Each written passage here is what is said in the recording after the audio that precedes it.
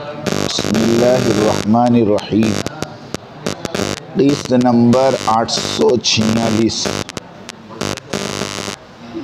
دعوتی کام کا سلسلہ، تعمیر امت، حسن بصری کا تبصرہ، ابن جریر کی تفسیر اور تبصرہ، اتباع اور اطاعت میں فرق، دعوتی کام کا اسلوب۔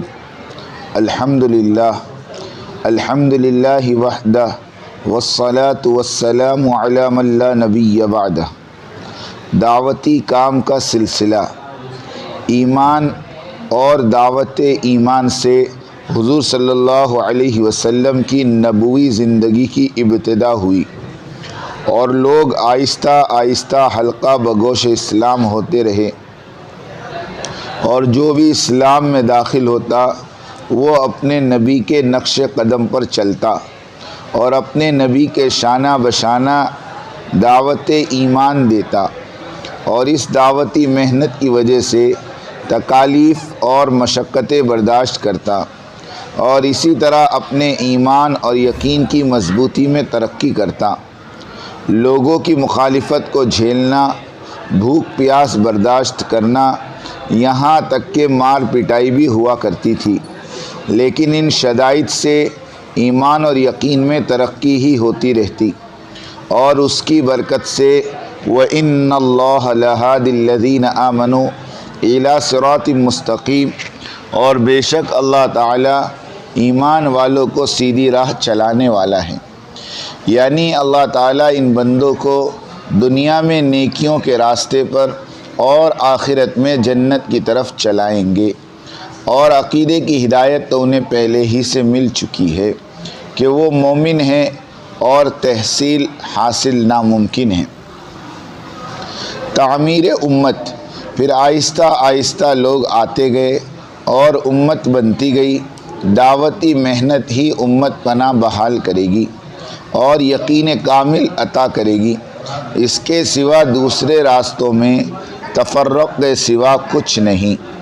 جس طرح نماز میں خشوع اور خضوع پیدا کرنے کے لیے نماز ہی پڑھنی پڑے گی، بغیر نماز پڑھے خشوع اور خضوع پیدا ہو ہی نہیں سکتا، یہی حال ایمان کا ہے۔ ایمان اور یقین کو مضبوط کرنے کے لیے دعوت دینی پڑے گی، بغیر دعوت دیے ایمان اور یقین کا مضبوط ہونا ممکن نہیں۔ دعوت کے بغیر دین میں صداقت اور پختگی پیدا نہیں ہو سکتی۔ حسن بصری رحمۃ اللہ علیہ فرماتے ہیں کہ دین میں اللہ کی محبت اور اس کی عبادت اور اس کی اطاعت میں صدق و صفا کی کیفیت لازمی ہے، اور یہ کیفیات ان امور کی دعوت دیے بغیر حاصل نہیں ہوگی، کیونکہ جو اللہ کو محبوب رکھتا ہے وہ اللہ کی ہر محبوب چیز کو محبوب رکھتا ہے، اور یہ یقینی بات ہے کہ اللہ کو اپنے بندوں اور ان کی سرخروئی بہت پسند ہے، اور اسی طرح اللہ کو جو چیز پسند نہ ہو وہ اس کے چاہنے والے کو بھی پسند نہ ہو، اور یہ یقینی بات ہے کہ اللہ اپنے بندوں کو تباہ اور برباد کرنا ہرگز پسند نہیں کرتا، اور یہ بھی سبھی جانتے ہیں کہ انسانوں کی فلاح اور بہبودی دین میں ہے، اور تباہی اور بربادی بے دینی میں ہے۔ اس ساری بحث کا خلاصہ یہ ہے کہ ہمارا داعی اللہ نہ بننا اور دعوت کے کام کو نہ کرنا ہمارے محب اللہ ہونے کے دعوے کو غلط ثابت کرتا ہے۔ اتباع اور اطاعت میں فرق۔ قرآن پاک کا اعجاز ہے کہ بعض لفظ علیحدہ علیحدہ مقامات پر بیان ہو تو ان کے ایک ہی معنی لیے جاتے ہیں، جیسے اسلام اور ایمان، نبی اور رسول، اطاعت اور عبادت وغیرہ وغیرہ، لیکن یہی الفاظ اگر اکٹھے آتے ہیں تو ان کے معنی ایک جیسے نہیں بلکہ مختلف ہوتے ہیں۔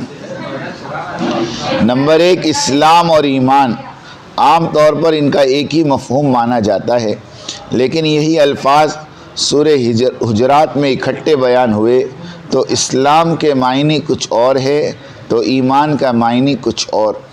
قالت الاعراب آمنا قل لم تؤمنوا ولکن قولوا اسلمنا، بدو کہنے لگے ہم ایمان لائے، آپ کہیے کہ تم نے ایمان نہیں لائے بلکہ ابھی تو تم اسلام قبول کیے ہو۔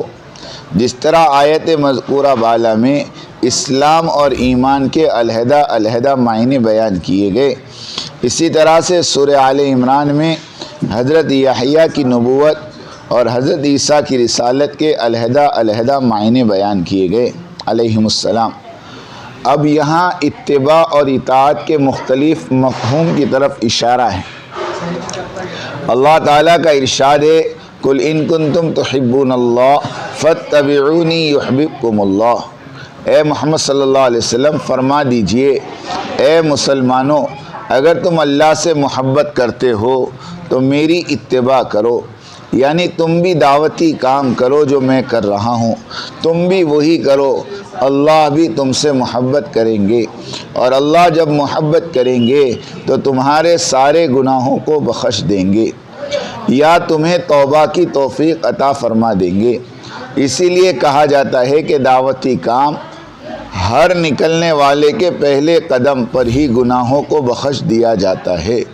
یغفر لکم ذنوبکم، اللہ تمہارے گناہوں کو بخش دے گا، واللہ غفور الرحیم، اور اللہ خوب بخشنے والا ہے۔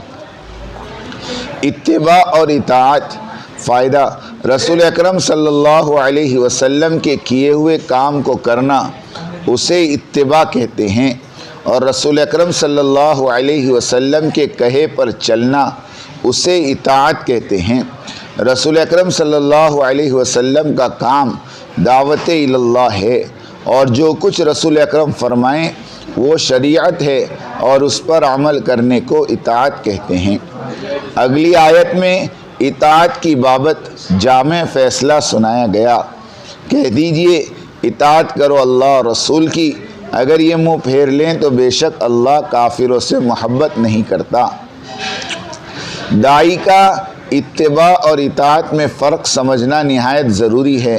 اتباع اور اطاعت کے درمیانی فرق کو جانے بغیر داعی اللہ کی بصیرت میں وہ داعیانہ پختگی نہیں آنے کی کہ جس کی اسے ضرورت ہے، ورنہ وہ دعوتی کام کو بھی عام عبادت اور اطاعت کے پلے میں رکھ کر تولے گا، اور جس طرح عبادت میں سہولتیں اور رخصتیں رکھی گئی ہیں اسی طرح اپنی دعوتی محنت میں بھی سہولتوں اور رعایتوں کو ڈھونڈنے لگے گا، عزیمت کو چھوڑ کر رخصت کو اپنائے گا، جس کی پاداش میں اول تو جفا کشی اور قربانی سے دور بھاگے گا، پھر داعیانہ سوچ عابدانہ سوچ میں تبدیل ہوتی جائے گی۔ اٹھا تھا داعیانہ شان کے ساتھ مگر کھو گیا عابدوں اور زاہدوں کی نگری میں۔ داعیانہ سوچ اور فکر کا رخصت ہونا اور اس کی جگہ عابدانہ اور زاہدانہ سوچ کا بسیرا کر لینا، یہی داعی اللہ کی حقیقی موت ہے۔ مفسر قرآن ابن جریر رحمۃ اللہ علیہ فرماتے ہیں کہ اللہ تعالیٰ اپنے نبی کا ذکر کرتے ہوئے فرماتے ہیں، اے محمد کہہ دو کہ یہ میرا راستہ ہے، یعنی یہی دعوت اللہ اور یہی طریقہ جس پر میں گامزن ہوں، اور وہ یہ کہ میں اللہ کی وحدانیت اور اس کی عبادت کی طرف بلاؤں، اور وہ جو میرے متبعین ہیں۔ خلاصہ کلام، یعنی ہم نہج نبوی پر دعوت دیں گے جس طرح حضور علیہ السلام نے دی ہے، یعنی عمومی دعوت، لوگوں کے پاس جا کر ان سے مل کر ملامت کرنے والوں کی ملامت سے بے پرواہ ہو کر اس احساس اور تفاخر اور خوشی کے ساتھ دعوت دینا کہ میں حضور کا متبع ہوں اور حضور والے کام کی نقل اتارنے کی کوشش کر رہا ہوں جس کا اللہ نے مجھے مکلف بنایا ہے۔ فائدہ، غور کرے تو دعوت اللہ والی محنت وہی ہے، صرف زمانہ بدلا ہوا ہے۔ 1450 سال پہلے اس دعوتی میدان میں کاملین تھے، اور اب ہم ناقص لوگ میدان میں کھڑے ہیں۔ کام وہی ہے، اثرات بھی وہی ہے، اجر و ثواب بھی وہی ہے، بلکہ ایک صحیح حدیث میں 50 صحابہ کا اجر لکھا ہوا ہے۔ سیرت طیبہ والی دعوتی محنت کے اثرات، امیر محترم حضرت جی رابع مولانا محمد سعد صاحب دامت و برکاتہم کی عمارت کو 6 سال ہوئے ہیں، لیکن اس سیرت طیبہ والی دعوت کی برکات اظہر من الشمس ہیں کہ دنیا کے سارے ممالک میں 400 گنا کام ترقی کر گیا۔ افریقہ کی سیدنا بلال والی سیاہ فام قوم حضرت بلال رضی اللہ تعالیٰ عنہ کی طرح بھوک پیاس مجاہدوں اور مشقتوں کو برداشت کرتی ہوئی دعوتی کام پر کھڑی ہو گئی۔ گزشتہ ایک سال میں تقریباً 300 جماعتیں چلے 3 چلوں کی نکال دی۔ کم و بیش وقت کی جماعتیں لاتعداد ہیں، تقریباً ہر ملک کا سالانہ اجتماع کرتے ہیں۔ سن 2015 تک صرف ایشین احباب ہی دعوتی کام کے ذمہ دار ہوتے تھے، جو افریقی احباب کے مقابلے میں تعداد میں آٹے میں نمک کے برابر ہوتے تھے۔ اب الحمدللہ سارے ملکوں کا دعوتی کام افریقی احباب کے ہاتھ میں ہیں۔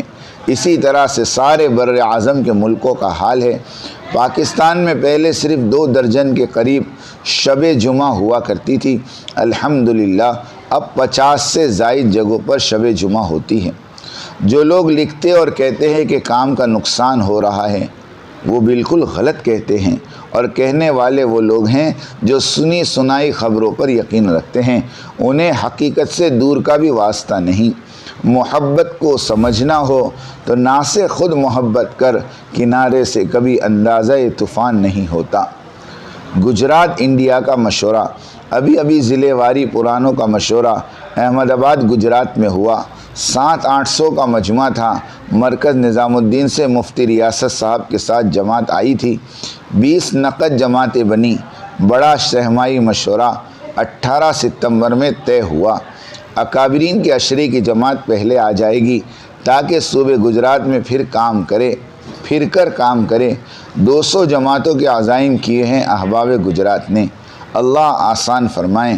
حضرت مفتی نوال الرحمن صاحب دامت برکاتہم کی چلے کی جماعت انگلینڈ میں کام کر رہی ہے، بڑی رونق لگی ہوئی ہے الحمدللہ۔